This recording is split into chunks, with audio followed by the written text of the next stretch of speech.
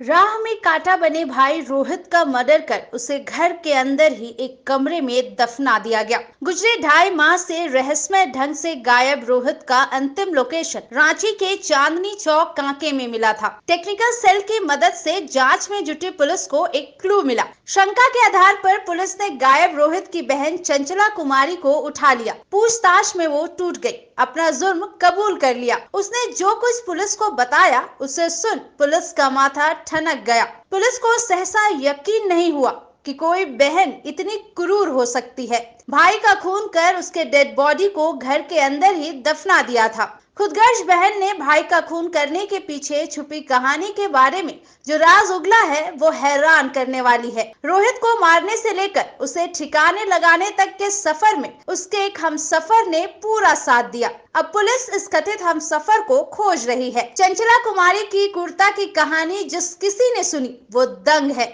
यह सनसनीखेज वारदात रामगढ़ के पतरातू थाना क्षेत्र के पंच मंदिर पंचायत क्षेत्र में हुई। ये रोड नंबर 33 में क्वार्टर नंबर F 235 में दफन डेड बॉडी मिली। गिरफ्तार चंचला कुमारी की निशानदेही पर घर के एक कमरे से लाश बरामद कर ली गई। शनिवार को उसे पोस्टमार्टम के लिए भेजा गया। गिरफ्तार चंचला कुमारी रिश्ते में बहन लगती थी। इस कांड का खुलासा करने में चुटिया के थानेदार वेंकटेश कुमार और पतरातू पुलिस की सराहनीय भूमिका रही। घटना को लेकर अब तक जो बातें सामने आई है उसके अनुसार पतरातू के बरतुआ गांव में रहने वाले रोहित कुमार बीते 30 जून को रहस्यमय ढंग से गायब हो गया।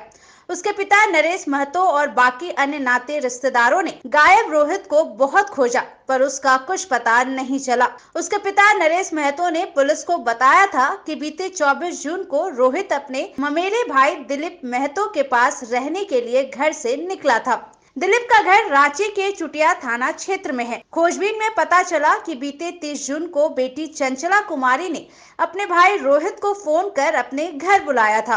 रोहित को रिसीव करने चंचला कुमारी रांची के चांदनी चौक काके बस स्टैंड तक आई थी। चांदनी उसे अपने साथ रामगढ़ ले गई थी। रोहित के गुम हो जाने के संबंध में रांची के चुटिया थाने में एक रपट दर्ज कराई गई थी। पहले से तय प्लानिंग के अनुसार बहन चंचला कुमारी ने भाई रोहित का काम तमाम कर दिया। घर के एक कमरे में ही गड्ढा खोदकर उसे दफना दिया। चंचला कुमारी के इस महापाप में उसका हमसफर पूरा साथ देता रहा। चंचला अपने घर में अकेले रहा करती थी। शादी को लेकर उसके एक फैसले से उसके घर के लोग भी दुखी थे। कोहराम लाइव के लिए पवन ठाकुर और सौरभ वर्मा की रिपोर्ट। रांची से निकल गया था तो नहीं पता चल रहा था। गुमशुदगी का आवेदन हम यहाँ 5 तारीख को दिए थे। 30 जून के तो निकला ही था वहाँ से, तो हम पता लगाए तो नहीं पता चला। तो उसके बाद यहाँ आए पतरातू, तो यहाँ से मुखिया जी से बोल के लिखा के यहाँ दिए। तो यहाँ नहीं ले रहा था, बोला कि रांची का केस है, रांची से निकला है तो जाके रांची में दीजिए। तो ले तो लिया, लास्ट में दे दिए भी।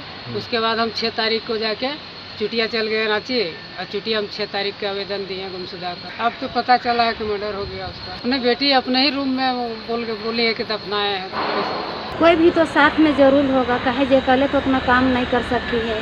एक वो लड़का खाली सानू नाम के बोलता है, पोलो डिटोल में निकला है उसी पर, उसका नाम है दूसरा, अभी नाम बताती है जिसका हम पहले से बात करते थे। अरे अब नहीं करते, सिलाई उला के पूछताछ करते थे। बाकी तो बोलती है जो सिलाई उसके घर में बाकी नहीं होता है, उसका बहन तो आंधरी है कहता है, तो कुछ पूछते हैं। एक लड़का था, रोहित नाम है, वो उसका मिसिंग का रिपोर्ट था चुटिया थाना में।